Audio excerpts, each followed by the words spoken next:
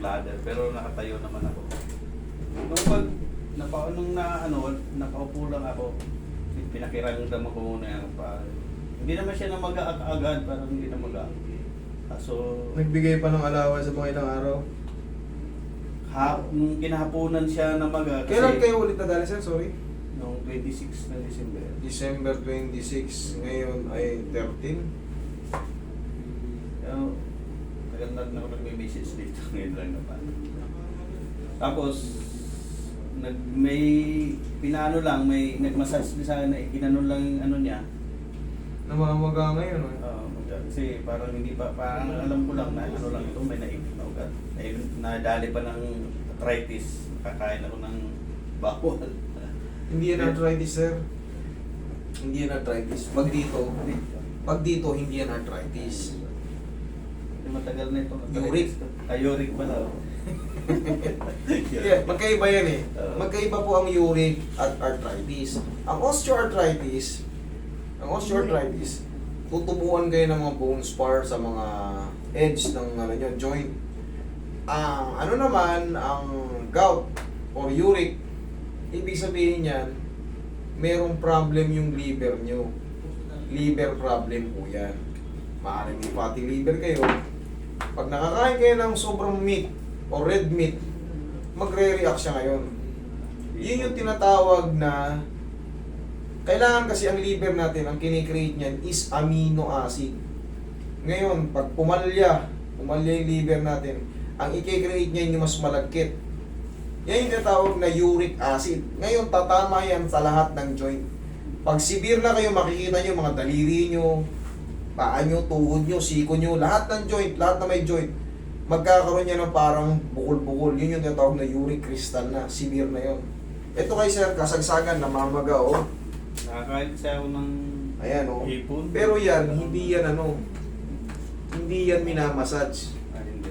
Ito lang. Adjustment lang yan. Itong tapilok lang Ang gagawin dyan, parang haplos baby lang. Huwag niyong pilitin yan.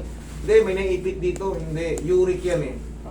Mawawala yan. Kainan nyo lang yan ng celery, carrots, green apple, cucumber. Sige, ika ka sir. Pero yung balakang mo rin siguro. Meron din? Sa ano ko, sa uric. Hindi, sa pagbagsak ko. Kasi siyempre, Sige po kayo. Hindi nga ako makalit. Sige, upo lang muna. Upo lang kayo. Meron din yan, karatingin na rin natin. Pero ito, indikasyon na mataas ang uric mo, sir. Ayan.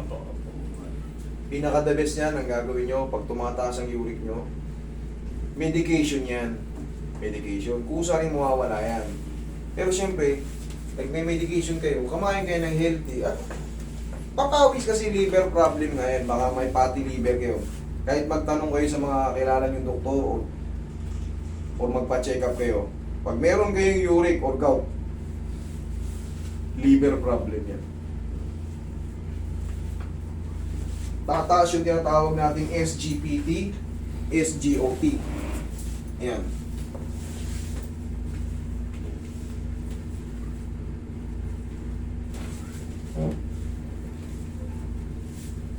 Shoot mo.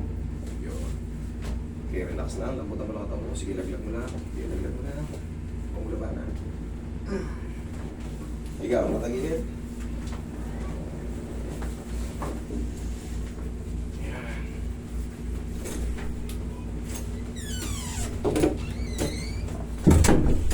Okay lang. Okay, tapa kayo sir.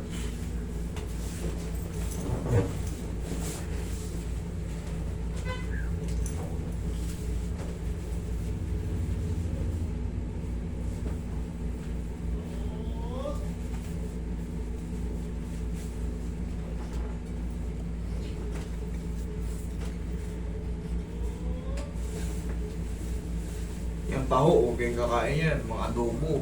Pag tumataas ang uric nyo, okay kakain ng mga baboy, baka, tuna. Kahit anong pamilya ng tuna, magmula sa galunggong. Hipon, ako. Kinain niya lahat.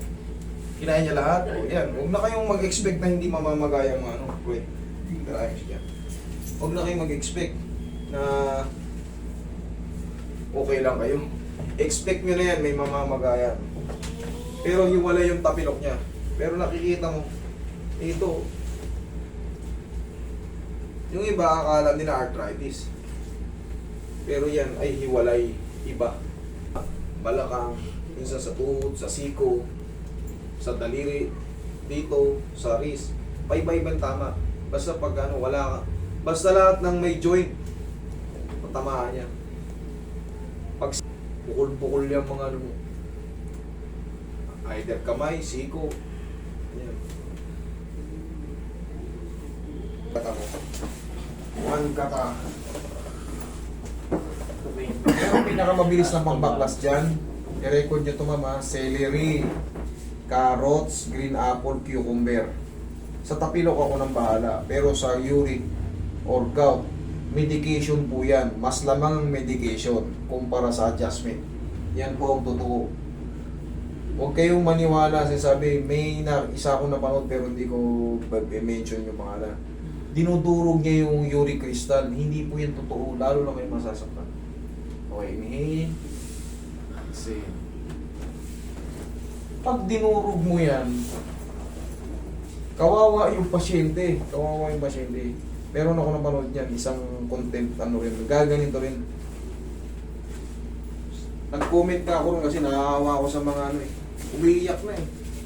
Sabi ko, idol, sir, marunong-runong ka na sa iba eh. Pero yung ano mo na yan, mag-research ka pa para hindi ka makapahamak. Mag-research ka pa. Mas maganda yan, medication.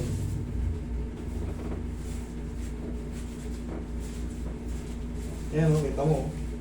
Parang medyo mamula-mula. Yan yung indikasyon na namamaga-maga siya. Ito kasi yung ano eh, yung sign ng uric. Yan. Yan.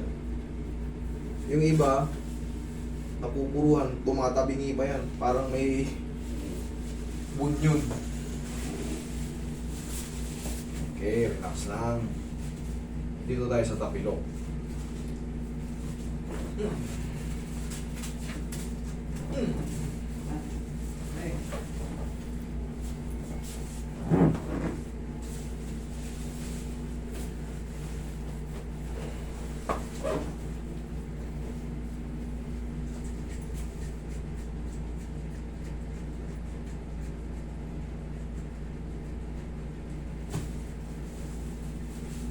Sa paroy.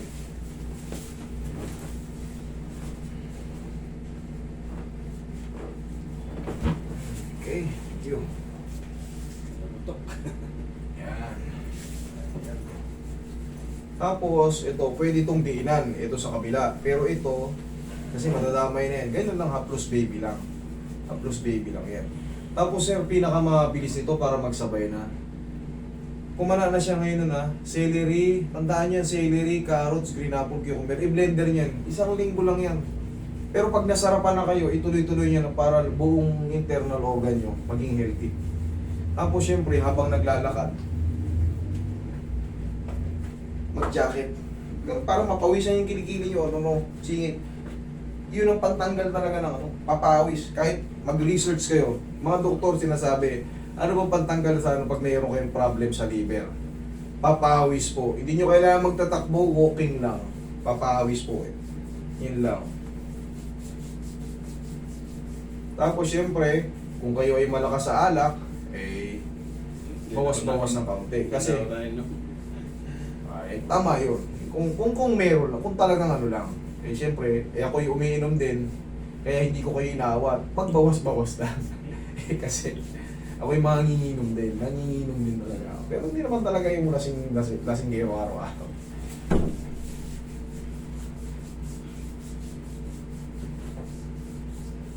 Kasi ang wala ngang bisyo, hindi ko ini-encourage kayo uminom ha, ito sa akin lang to. Eh yun yung walang bisyo eh. Kinabukasan namatay. Di ba? Ilang sa akin lang po yan, ang opinion ko yun ha. Sobrang diretso.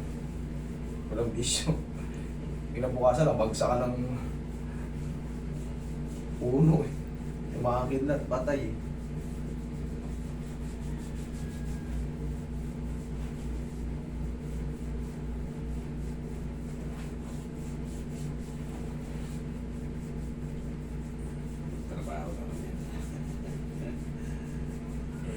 Plus baby lang. Testing mo nga sir. Tapak mo nga.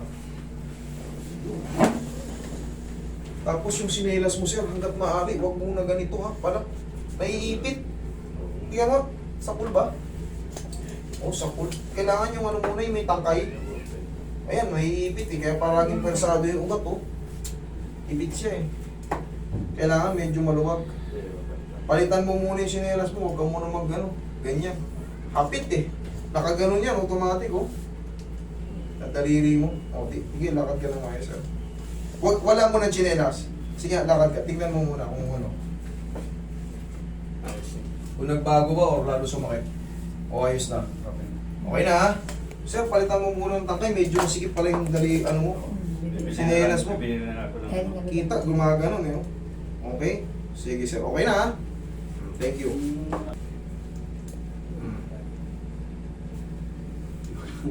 Ano? Yung balakang.